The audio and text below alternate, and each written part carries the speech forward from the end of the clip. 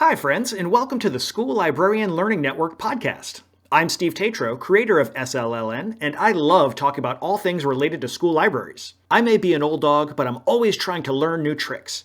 And as a good friend likes to say, we're better together. So I hope this podcast will help school librarians connect and learn from each other. In this episode, Georgia school librarian Meggan Ford shares a lesson she created in collaboration with her school's Spanish teacher, a Dia de los Muertos and Banned Books Week mashup in which students build ofrendas, altars to show appreciation. It's a wonderful lesson that can be easily modified to work with different grade levels and potentially with a whole lot of subjects. Without further ado, let's get to the good stuff. Here's my conversation with Meggan Ford. I am so excited. I'm getting to talk with Meggan Ford today, and she has got such a cool lesson. Not only is the lesson itself cool, but the way she designed the actual presentation of the lesson itself, the materials, is so neat. So I'm really excited to talk to Meggan. Meggan, thank you for joining me today. Why don't you tell us a little bit about who you are? Hey everyone, I am Meggan Ford. I am our president-elect for the Georgia Library Media Association. I work in a high school library just north in Metro Atlanta, Johns Creek High School. My actual job title is MEDI, which is Media Education and Technology Instructor, but I just call myself the Media Specialist. Absolutely, yeah. I just go by school librarian. I've got like a 4-word title. Just keep it simple. Everybody knows what a school librarian is. So why don't you just tell us a little bit about how did you end up in school librarianship? So I had taught in the classroom for 3 or 4 years, and the way a lot of pay schedules work for different schools is obviously the more degrees you get, the more money you make. And so I was looking at master's programs and didn't really want to go into kind of like the general, like, here's a bunch of educational jargon type of master's course. And I had a friend say, you're really, really passionate about books and you're really passionate about instructional technology. Why don't you go into school librarianship? And found that I just fell in love with it. It's like basically everything I loved about teaching. And all the things I do in my spare time kind of all rolled up into one. I love that. That's very similar to what happened to me too. I was an English teacher for many, many years, and our school librarian was out for a little while, and he asked me to fill in whenever I could during my free periods. And he said, like, oh, I'm thinking in the next couple of years I might retire, but you'd be really good for this position. I was like, Great. Hadn't thought about that before, but that's an interesting idea. Yeah. I completely agree too. It's just the best parts of teaching all rolled up into one. Yeah. Yes, exactly. So you're going to tell us a little bit about this awesome lesson. So what is sort of the backstory of this lesson? Where did this come from? So I have a friend who is a Spanish teacher at our school. We've kind of become friends over the past 2 or 3 years, and she is always down for trying something new, which, those are my favorite teachers. She was actually in the library just kind of taking a break with her kids, and we were saying that our freedom to read is dead. And it had been, we were kind of rolling into October, and I said, hey, you guys usually do the Day of the Dead altars, right? And she was like, yeah. I was like, how about we mix it up this year and do it with banned books? She was like, this actually sounds very fun. And so she was totally down. She sent me a rubric that she wanted. I designed the portion of the banned books and then kind of what the altars were going to look like. And then she filled in with pieces she wanted to do with the Spanish portion for her class because she wanted to make sure it included the language as well. Sure. No, I love that. And what a great chance to collaborate. It shows what an important space the school library is for that kind of thing, because just hanging out, spending time in the space, and you're thinking and talking, and all of a sudden ideas start to click together. I love it. I absolutely love it. Yeah, that's, I think we talk a lot about, building relationships and collaboration. But I find that our best collaborations are, like you said, you're sitting there talking with the teacher and you go, wait a second, this is what you're doing in your class? Why don't we do this thing? So you had this idea. I love it. And had you done any kind of banned books activities in previous times?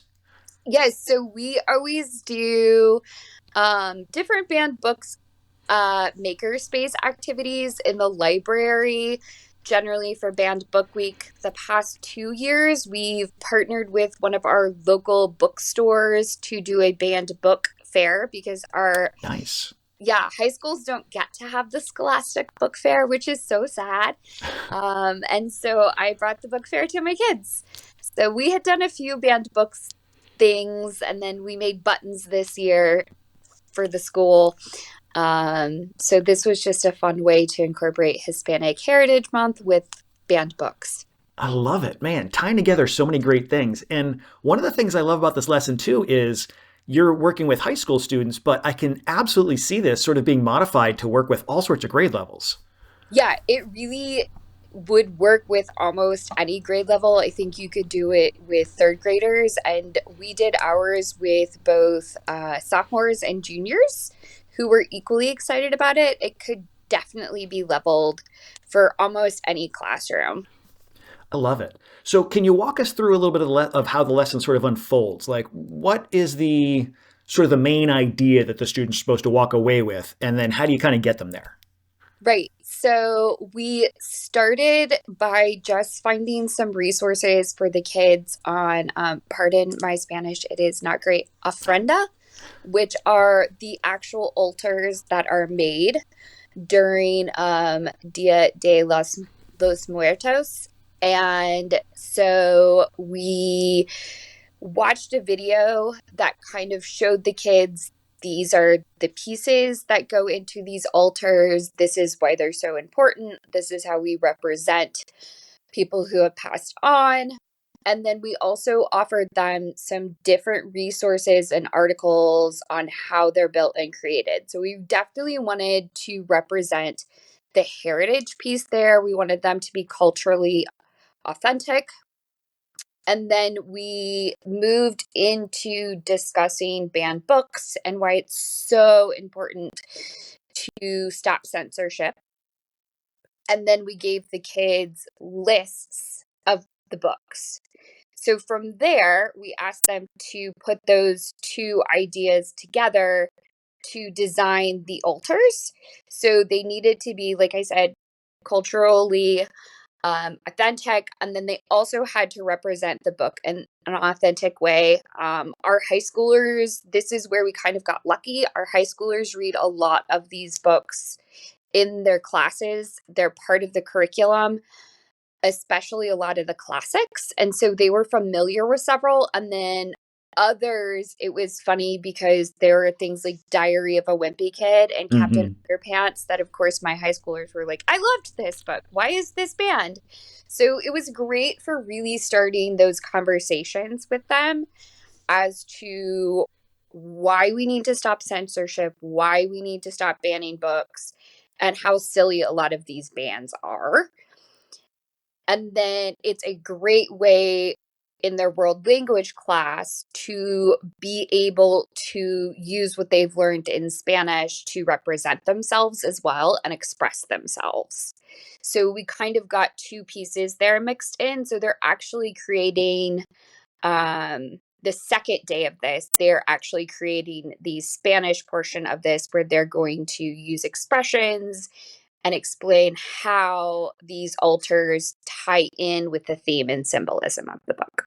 Man, I love that. There's so many great intersections of all these different classes. Like you've got just a great cross-curricular ability here with this lesson. I can totally Right. see this spilling into the ELA classes and being like, we're reading these books, but well, let's have a discussion about how does that fit in and the symbolism, representate. Like there's just so many. Oh boy, I love it so much. It's so good. You get into several different classes. If you wanted to merge this, with like science, you could do scientists who have passed on.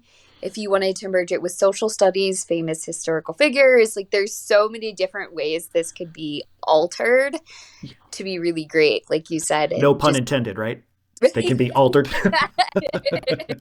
No, that's so great. I hadn't been thinking about it in that direction, but that's also a great idea too, is taking this and taking it out of Spanish and using it in another way, or connecting it to Spanish, connecting these other lessons to Spanish, these other subjects to Spanish, which we don't often think about. No, no. And I think we really have the opportunity in schools where we have all these world language is to celebrate diversity in different ways, which, so our school has 72 different countries represented. Wow. Yeah. So we really, really try to focus on learning about different cultures for sure, because it's that empathy piece of learning where someone's from and what their culture is. Yeah. And I mean, now I'm thinking it through, and you could even sort of expand it out and say, like, okay, so we're talking about science people that we can represent with these, but like, what are the traditions of that scientific person's heritage that might, like, if we're talking about someone who's from one of the European countries, like, what do they do? That could be a really neat. And you've got that great opportunity at the beginning, if you wanted, to bring in all sorts of research skills. And Yeah. oh boy, there's just so many ways this can be branched out and touch on so many great subjects. I love it. Yeah, you could definitely adapt it so many different ways. It's great. So you've done this lesson with the students, yes? Yes. So we started Friday, so yesterday. And then had planned for 2 days originally. I think it could be done in 2 days. We are deciding to give the students a third day as well. Just because it seems like they are being extra creative and really detail oriented. So we wanted to give them the opportunity to run with that. So I love that. Giving the kids that agency and saying your participation in this matters, so we're going to give you the time. right, right. Yep. And have you sort of, I know you've only been through one day of potentially 3 days. Is there any particular ways that you're sort of directing them, or that they're sort of, that you're assisting them as they go along? So we have both been in, again, high school. So I would say they need a lot less assistance than some of the younger ones. But we've been kind of helping as we walk around and see what kids are building, and just kind of saying, have you thought about designing it this way? Or, hey, I see you're having difficulty making a paper flower. Can I show you how to make a paper flower? So a lot of it is just learning those hands-on skills that some of them don't have, and just helping with that and monitoring with that. We really just set out a lot of craft supplies that I had already had in the library and let them run with it. We did end up, this is somewhere where you might ask them ahead of time what they're looking for. So I had to do an Amazon Prime order this weekend because some kids wanted like bigger buttons, or I had these craft pom-poms and they were gone by, period 3, and we needed 1,000 more or whatever. And I was like, well, Amazon Prime is here for that reason. So I love that. I love too that you're letting them kind of run with it, but you're also able to provide them with really the one-on-one instruction that they need, which allows for so much differentiation if it's needed.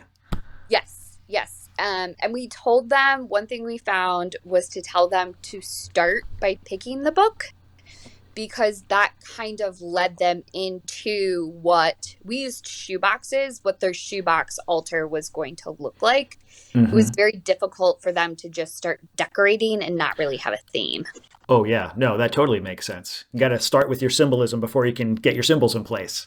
Right. Exactly. Exactly. And making sure that you are walking around and asking them what certain things mean.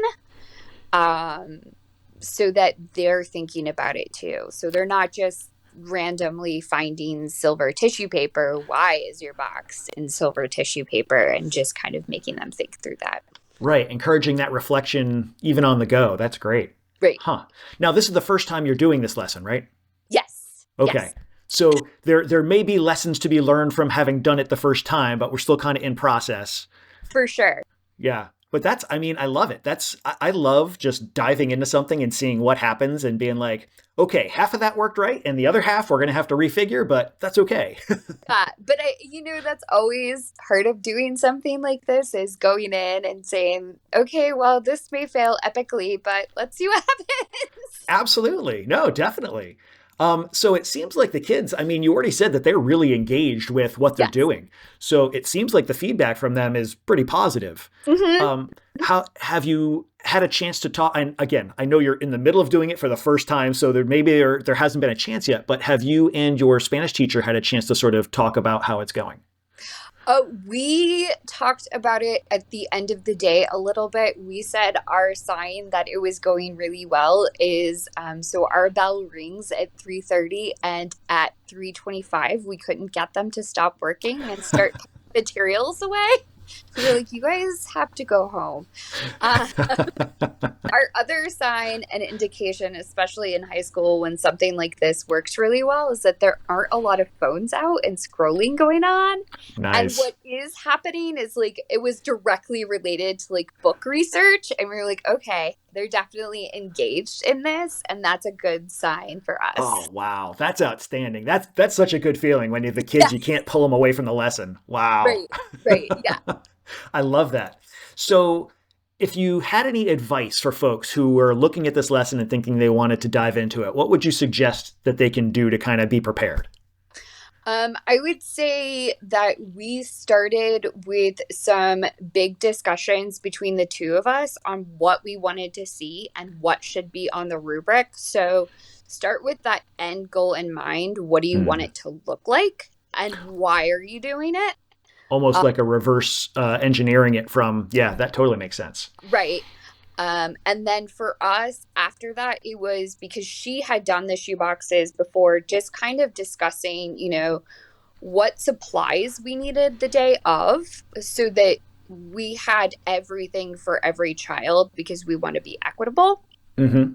And so for the kids were responsible for bringing in shoe boxes, but like, of course, we both, as a teacher, you're always prepared for the kid that doesn't bring in the shoebox. Hmm. So we had a lot of extra, and I'm sure every librarian can attest to this. We have so many boxes hanging around. So we were able to let the kids use whatever cardboard we had, whatever boxes we had. And it was actually very interesting because some kids with shoe boxes chose to use the extra cardboard. For books like drama, they actually used the cardboard to build a stage. Nice. Yeah. Wow. So just kind of using that extra cardboard is creativity, which I would not have guessed, but just Yeah. making sure that you have everything there that they need. And like I said, I was not prepared for how many supplies they were going to use. So Uh definitely, huh. I think I shouted at one point, okay, everybody, I'm on my Amazon app. What do you need? And the kids like shouting supplies at me. And I was like, okay, it's coming on Sunday. It'll be here. So, however many pom poms you have, you need more. That's the Right. lesson to So take away here. you're gonna need way more tissue paper than you think. Especially red, which we had not guessed. Red and black, those were the most popular colors of tissue paper. The thing we did not also expect is the number of kids using popsicle sticks. Huh. Yeah, they were using them to make people and cutting them in half to make lanterns. Oh. And then another trick that I would not have thought of are those clothespins that have the little round head on them, like an old school clothespin. They were also Hmm. using those for people. So Oh, very have a lot clever. of those as well. Hmm. Now I'm seeing this turning into an art collaboration too, bringing the Yeah, art teachers. absolutely. Man, well, I love it. And I love the way you put the document that you're sharing this with together too. Did you Thanks. use Adobe Express for that? Is that? Yes, I did use Adobe Express. If you haven't gotten a chance to play with it recently, I highly suggest it. So they've just probably, I don't know, a month ago moved out of beta. I really like the way they set up their web page document, which is basically a scrolling page where you can link resources and text within that. Hmm. So we were able to put all of our resources on one page, which for me as a teacher is always really hard when you've got a bunch of links you want to put in there. And then we were also able to link in the project directions as well. You could put in text to explain different things. And then I like that it makes it pretty. I always am a fan of pretty. Yeah. Pretty is nice. Pretty is good when you can get it Yeah, to happen. right. It's Exactly. almost like a hyperdoc that you've made. Yes, yes. You can definitely use their web pages for hyperdocs, which is great. Uh, Yeah. super easy to link all those resources all in one place instead of having them all over. Oh, yeah. Just throwing them into a Word doc, which just looks messy and is kind of confusing. So I think it made it really easy for the kids to access things as well. Nice. So functional and nice form. Form and function married. Yes. And I would say that Adobe Express, if you are like nervous about techie things, it's super easy to use, which is great. And now they've got generative AI images in there as well. Hmm. So whatever's in your brain can come out on paper. Nice. I love it. I love Yeah. it. All right. So we're going to now have a book break. So I am excited to talk about just any book that you want. Like, what's a book that has either grabbed you or your students, or one that you read that you can't wait to give to students, or one that you read that you want to give to your friends? Any book that just kind of grabbed you. Oh my gosh, I'm such a book nerd. So I finally started Fourth Wing, much to my friends' sadness because they've been begging me for months. Actually, one librarian just randomly sent it to me in the mail. Like, you Nice. need to read this. You haven't yet. I do actually suggest it for both males and females. It was different than what I thought it was going to be. It's Divergent with dragons. Okay. Okay. So that has kind of caught my attention. I've been sucked into it. But if you're looking for something spooky, because we are in October, Mm-hmm. I highly recommend How to Sell a Haunted House. I am into it's Grady Hendrix, and I'm super into weird books. This was a weird one. Okay. I like a It, weird book. right? It starts with a brother and sister that are their parents have passed away, and they have their parents' house, and their mother was a fan of creating puppets, and that's like her life's work, which you're already like, yeah, no, I'm out. Yeah. And so it starts as family drama where her brother is like, no, we're not going into the house. We are demolishing the house. Someone's just going to come out and clean it. And of course, the sister's like, no, we have to go through our parents' things.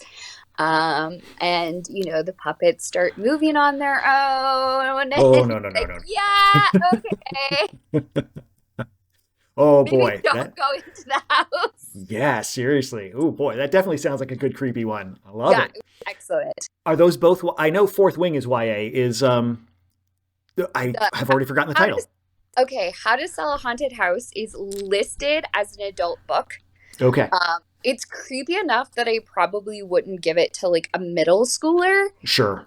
but there was not like a ton in it that would be inappropriate for maybe like an older teen. We talk about like new adult. I Yeah. would say it's definitely in that new adult range. Like I Okay. have handed it to some of our kids that are really interested in scary books Okay. and enjoyed it too. Mhm. Love it. Awesome. Yep. All right. Well, I have been so excited to hear from you, Meggan. Thank you so much for coming and sharing not only your awesome idea for a lesson, but some great book recommendations. I love it.